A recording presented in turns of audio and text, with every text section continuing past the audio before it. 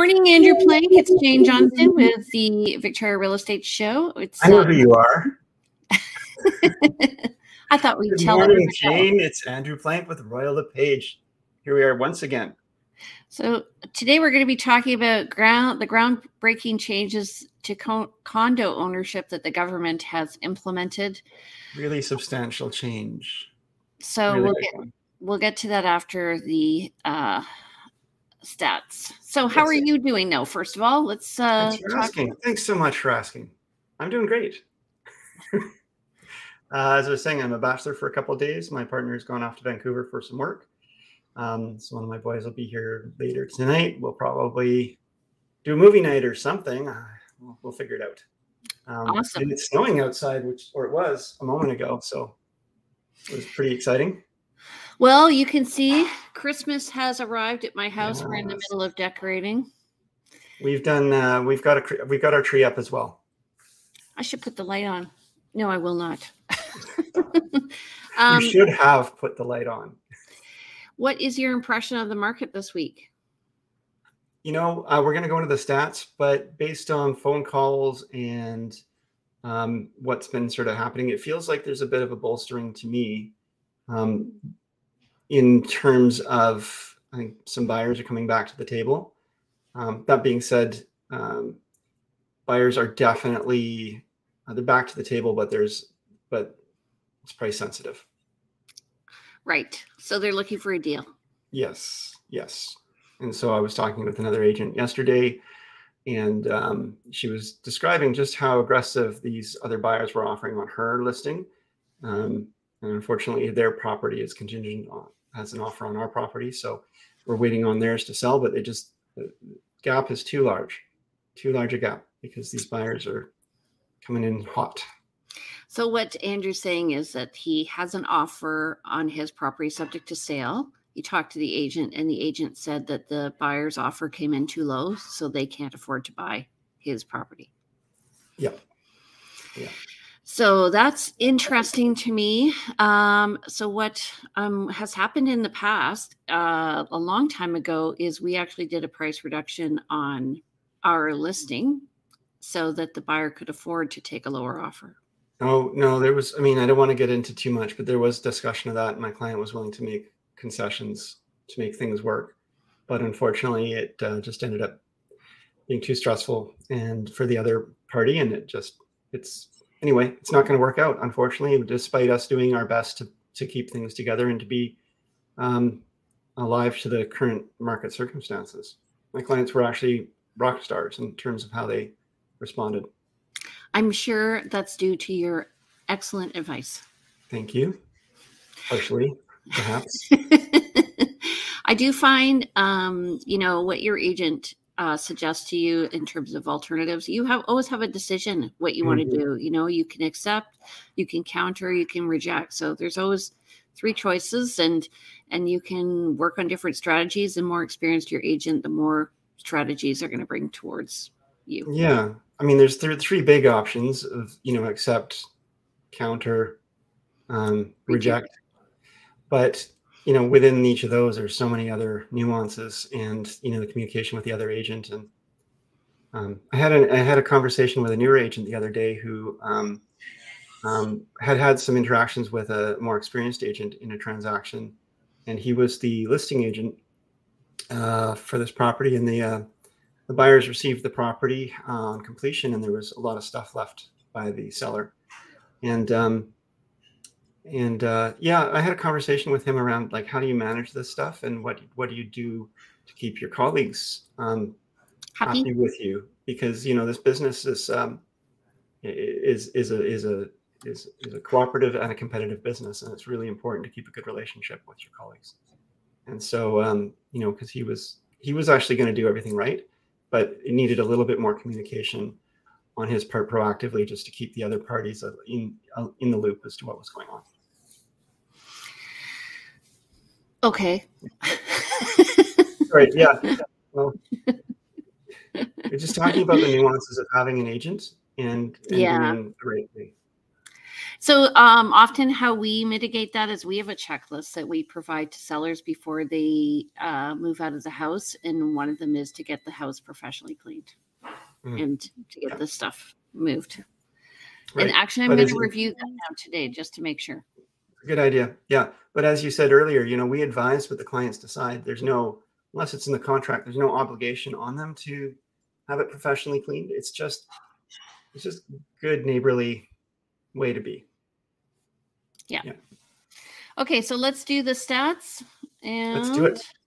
Let's do it.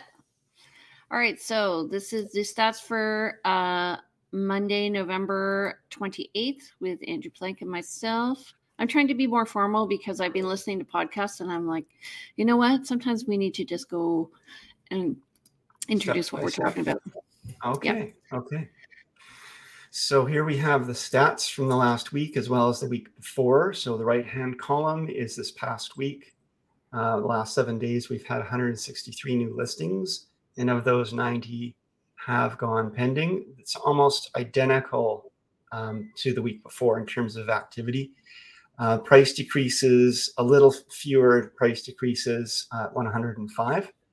And one price increase, 8 properties back on market. 94 sold, 42 expired, and 3 withdrawn. What do you think, Jane, when you see this?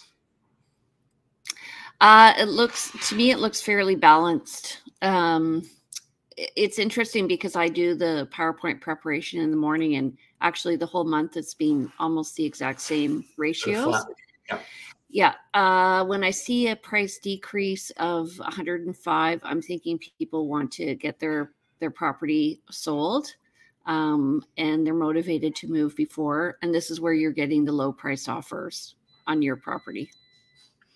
Right. So we're seeing, in all conversations, you find that people, hope springs eternal, and sellers definitely don't want to undersell their property. And so, they want to start out somewhere where, if they put the property up, somebody might take a stab at it. But if no action happens, they have to get maybe realistic at that point. Maybe they were realistic before, but the market has changed. And so we're going to start seeing those price decreases. But I would say that the volume of price decreases is very high, but it also suggests people are very quickly adjusting to the market. And that's why we're seeing also so many pendings. Yeah. And I'm seeing, so basically what I told somebody last night in a listing presentation, if we don't get the viewings right off the bat, then we're overpriced. Yep. And if we don't get feedback after people have shown a property, then we're overpriced. So. Yeah, people don't like to give bad feedback, even though it's sort of common courtesy in our industry. We ask for feedback on showings, and the other agent is sort of expected to get back with some feedback from what the buyers thought or their impressions, but we don't always receive that. And sometimes it's simply because they don't want to give us bad news. Okay, so for month to date, the column on the right is November 2021. So we're sitting at 339. That's up from 249 last week. So that's 110 sales, net unconditional sales. And new listings were up to 713. So we've surpassed last year's of 696. And total active listings were at 2,129, and that's up from last year at 887. I suspect what's going to happen is we're not going to see an increase in those throughout the remainder of the year as we're getting into December. And what Jane means is that we probably, many people will decide not to relist their home or maybe take it off market during the dead of winter and over Christmas, especially if you're living in your home. And as Jane, you could see in Jane's back there, it's family time, there's Christmas, things happening, events. So people tend not to want to have their people traipsing through their home and having to keep it as clean as they may have before. But that 887 number, that is such a low number, that bottom right. That was really unheard of. Only 887 active listings, when we have like 1,200 to 1,400 agents usually in Victoria. So at 2,129, we're just so much more closer to the norm, I would say. Yeah. And still even maybe a little low on inventory. Yeah. Yep. And what I'm finding now is buyers are going, I'll just wait. They are noticing the prices. This is the commentary I'm receiving. They are noticing prices are going down. And so they're waiting to see. And what that does is it's a self-fulfilling prophecy. And so it will go down. I think it's a great time to buy. I always tell people we've bought every property we've owned in September to December, because generally the market is going down just seasonally. So it's not, I think it's just following a seasonal adjustment. Right. And in the spring, people tend to get a little bit more, it bolsters, people come up, a little more activity. And when things do turn around, it turns on a dime. And so although you might be able to save some money if you wait a month or two, if prices continue to soften, but you, it's hard to know where that ends. And once that does end, it will end quickly. And then you will not have time or selection. You won't be able to negotiate good terms, like the proper dates you're looking for, good conditions, because when it does turn, you're back to perhaps multiple offers, over asking, and competition with less conditions. Yeah. So what Andrew's saying is buy now. I'm saying if you're looking to buy, don't overthink it. Look at the big picture. Yeah. Yeah. And I always find like buy when other people aren't buying, sell when other people aren't selling. Yep, exactly. Okay. Okay. Oh, this is the big news. So we have the BC government announced we have a new premier, and Premier Eadie announced that he is removing strata rental restrictions to turn empty units into homes for people. They are ending most age restrictions for strata, so young people and families have more options, and 55 plus restrictions will remain. And I actually want to talk about that because I forgot to put a point on the PowerPoint. And then they're going to be working with municipalities, although I found it hard. They didn't really mention which ones with the greatest housing needs to set targets to deliver more homes faster. And we'll talk about each one of these one by one. Yeah. Yeah. Okay. So just to say really quickly, David Eby was sworn in recently. He announced that he wanted to do this. I think in our industry, we were all talking around the water cooler about it and saying, this is really interesting. It's going to be pretty substantial changes. Did not expect it to get rammed through so quickly. In a week's time, it went from this is what we're proposing to this is now enacted in law. Right. So since January 1st, 2010, rental restriction bylaws have been banned in strata corporations. And what they're doing is extending that ban now to involve every strata. Mm-hmm. They said that there are still approximately 300,000 strata units built before 2010 that may be subject to rental bans. I think that number is probably low. What they want to do is they want to open up rentals. So Tony Gioventu, who's the executive director of Condo Homeowners Association, mm-hmm. he's actually a really good guy to follow. Mm-hmm. Show up. Says if there's a rental bylaw, you're only competing against other people who are going to be wanting to live there. If there's no rental bylaw, you're suddenly opening the doors up for speculators and investors who are going to be competing for the same property. And I totally agree with that. Exactly. Yep. So, but what they're also doing, I remember being, I was actually in the change room after a workout talking to this lady about whether or not rentals were allowed in her strata. And she said, well, I don't want rentals because I want to know everybody in my community. And that's a valid need. And, people who buy into strata have their annual meetings and vote on their bylaws to direct how the place is run. And one of the options in the past has been, we choose to only allow people who are owners in this complex, or maybe, only 5 out of 20 can be rented or anything like that. But now that is just wiped clean. So you no longer have the control over that. And that's good for people for opening up. Yes, it's definitely good for opening up more rentals in the marketplace. It's also good for those people who have, there was also the empty homes tax. Yeah, vacant home tax. And you, if you owned a condo when that came in and you owned a condo and it, just were coming for 3 months the year or, for family to use from time to time. Now you could potentially rent it. You'd still have to do probably minimum 6-month rental.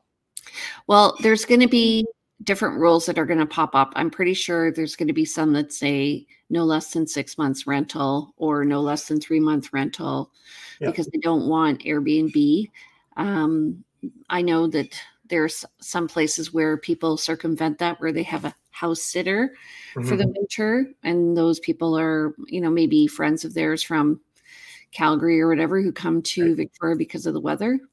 Well, we've got different layers of rules, right? So by removing rental restrictions, the zoning still, if it doesn't allow for short-term rentals, technically they're not allowed, even if it's silent in the bylaws. But what I anticipate, and seeing colleagues talking about this as well, is although you can restrict rentals, or you can no longer restrict rentals, you can restrict other types of use. So, for example, no skateboarding in the common property. No loud, no loud noise. Noise bylaws or things. Sorry, that's around the children. The no children age restrictions. But the rentals as well could. There's restrictions that could come in that would make it onerous for people who are renters. Maybe move in, move out bylaws, costs, and so forth. Right. And in older buildings that are built like 1980s and earlier, they tend to not be as soundproofed. So, and these tend to be the ones that are usually like 45 plus or 30 plus, where they're trying to avoid kids because you can hear right through the floor. I was wondering if some buildings may vote to become 55 plus. Yeah, no, I agree. If it's already a 45 plus, probably would, because the current owners would be grandfathered as well. Here's why this is a bad idea. Sorry. Grandmothered. It's a bad idea because you're really restricting your resale market if you go for a 55 plus. Obviously, these people want a lifestyle that's quiet and stuff, but as one of my clients told me last week, people in older buildings also tend to listen to their TV and music really loudly because they can't hear it well. And so, you're going to have different types of noise. Yeah. Okay. Fair enough. So that, again, we don't know what the consequences yet will be on this, but we do know that it's a very, very, very substantial change. One of the examples I was using, the first thing that occurred to me is, Jane, you and I have both worked all through Greater Victoria. How many times do you get calls from people saying, I'm looking for a unit for my son or daughter who's going to UVic, and they want to be near UVic, but it's really hard to find a unit near UVic that's not rental restricted and age restricted. Right. And so now both of those are wiped clean. I mean, it's a great time to go and snap up a unit near UVic before the prices adjust. Well, I'm going to be sharing this video with all my clients at the end of today, so that, because I do have clients like that, and I do think it's a fabulous opportunity. Okay. Yeah. So they are saying that bylaws restricting Airbnb will continue to be allowed, and they do want to ensure that there are long-term options available. So what this is coming from is that the job opportunities are available, but people can't get housing. And so they are also allowing the strata corporation, if they don't like your tenant, they can actually issue a notice to end tenancy, so they can interfere between you and your tenant and recover the cost of that application. So if obviously with cause, though, they can't just jump in and say, I don't like this tenant. Otherwise, obviously, that's pretty problematic. I don't like Andrew. He's out of here. He's out of here. Okay, well, I'll see you later then. There'll have to be a process for sure. Yeah. Okay. Okay. So typically when we see age restrictions, we see 19 plus, 30 plus, 45 plus, and it's kind of picked out of the air. Where do they get these ages? I don't know. I had a client, it was like a 47 plus condo and she was 45. And so they over the course of the weekend, they all voted, and she was able to move in, which is not really in alignment with the Strata Property Management Act. Anyway, so what they're doing is removing everything except for the 55 plus. I do know there's a building downtown at Tapestry, which is 65 plus. So I imagine that will just stay. Well, in Tapestry, Tapestry falls under a different category too, apparently, simply because it is the independent living, but it's a different structure. So when I was asking them about their rental structure, for example, and whether they follow the residential tenancy board rules, they said, no, we can adjust our rates.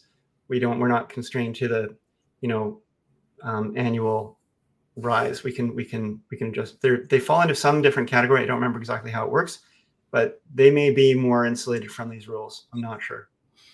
Right. Because otherwise they might be 55 plus now, not 65 plus anymore. But they're more of a business. Why they wouldn't do that? Yeah, I don't know. But what was interesting is before, when I first got into real estate, I didn't realize that CMHC and Genworth have to insure condos where people have less than 20%. I knew that, but they don't insure condos that have age restrictions because of the limited resale. Yes. So I wouldn't be surprised if there's a lobbyist maybe behind that as well. Okay. All right. So what you're saying is because these mortgage insurers who typically banks like actually not having to lend, they like it when somebody has less than 20% down, because then when they lend the remaining above the 20% that CMHC or Genworth, these mortgage insurers will provide the difference. Yeah. They also provide an insurance so that if the buyer, the owner, goes into default, the bank is made right by the mortgage company, by CMHC, for example. Right. So they and because of that, CMHC is taking on all this risk. They also do really vet condo buildings, for example, and they have in the past not liked restricted buildings. So yes, it can be hard to get an actual mortgage unless you have above 20% down on some of these. Yeah, and I think people, so that's widening, to me, it's widening the market for the buyers. So that's a good thing. But also it means that investors now, this is going to be the pro. The pro is that the investors now have more choice. The con is going to be, you're going to have investors who aren't living in the building who are going to be renting it to families. Right. I also think there's certain buildings I can think of that have been like fairly inexpensive, no age restrictions, no rental restrictions. They make sense as people buy them as investment properties, but they're not necessarily in the best area of town. They may not be the best run buildings. And if I had a buyer now who was sort of in the category that would be the only fit for them, now there's a much wider level of choices. So I imagine those buildings might actually go down in value. So we might see actually a shifting in values from some buildings that have no restrictions but are just not a great building to other buildings that are a wonderful building, have been really well run, but due to restrictions, people weren't able to buy in there. Right. I also imagine we're going to see some shifting in rental rates, because if suddenly there's a larger market of available units for rent, we may see some more competition for rent. Yeah. So, and the other thing is, according to a Home Builders Association in Vancouver, 19 out of 20 Metro Vancouver municipalities are not building enough housing. And I know that that's an issue in Victoria. And they are projecting a population growth for 2040. So that's a little ways out, but they want to get the housing in there. I know in the West Shore, they've been focusing on getting in rental condos as well. But what they're doing, what they want to do is establish its own ministry of housing. And they want to look at 8 to 10 municipalities around the province and try and determine where the greatest need is going to be, where the greatest growth is going to be. And then they'll have the municipalities determine an action plan. And then there's going to be an advisor who I guess will liaise between the municipalities and the ministry, who will review their growth plans and see if they're meeting their targets. So there's going to be accountability around growth. Interesting. And sounds like a lot of work. Yeah. So apparently what happened in Ontario recently was the premier just decided to remove all local approvals, building approvals. And so I could see us sort of heading in that direction, which kind of scares me. Absolutely. Because there's less, I mean, if there's not a local eye on it, then someone doing approvals from a distance is going to be more likely to just blanket approve things or let things through that maybe not be a fit for neighborhoods or what have you. But I do agree we do need to have a plan. And I think this is a good thing. I think that on the one hand, like, I like the fact that it's opening up the market, because I have a lot of people who say to me that, you know, well, I wish we could buy. Mostly it's in the 55 plus area where they're looking to buy. They go, those 55 plus condos, they look like they're such a great deal and I can't get in them because blah, blah, blah. Well, that's not going to change. No, it's not. And the reason that they're less pricey is because, again, they're so restricted. So supply demand, and those restrictions just make it so that it's there's definitely, I see sometimes $100,000 or 20% up to 20% difference between a 15 or 20% difference between a 55 plus and something comparable beside it. It's pretty significant. Right. For some of those buildings.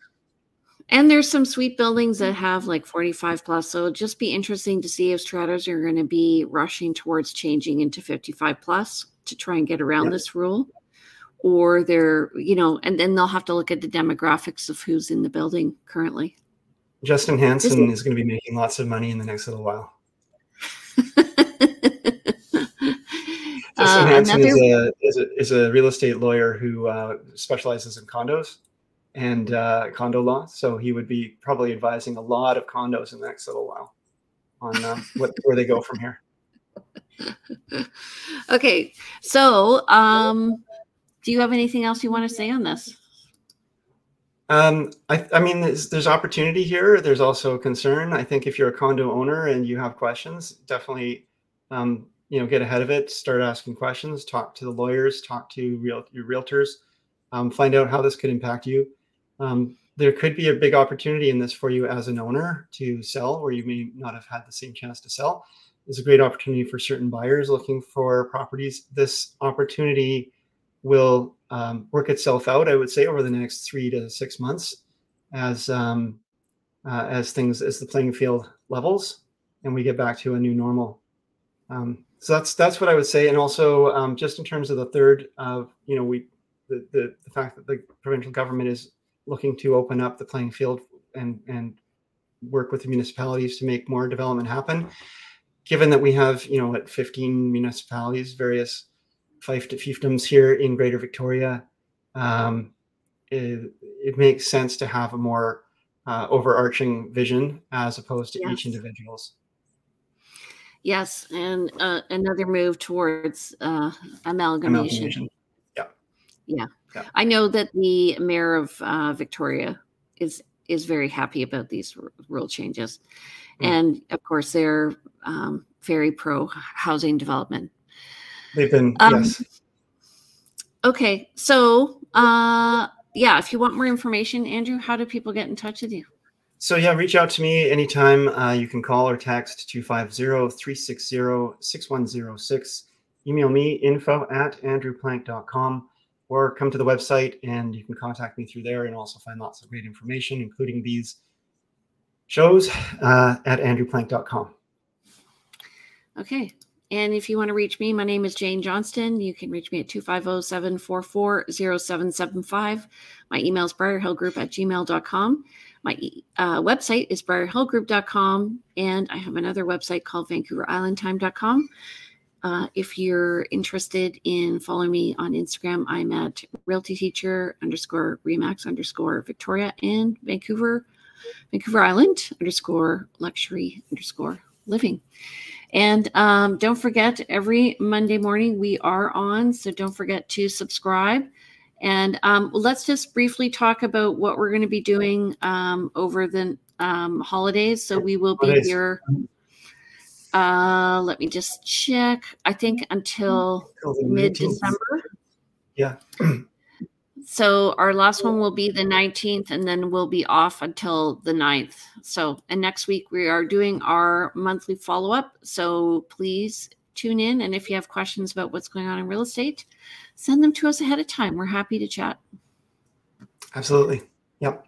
Okay. Jane, thanks so much. Have a great week and enjoy your Christmas decorating and seasonal stuff. I can't believe you've already, I mean, yes, you've got your tree up. We have ours too.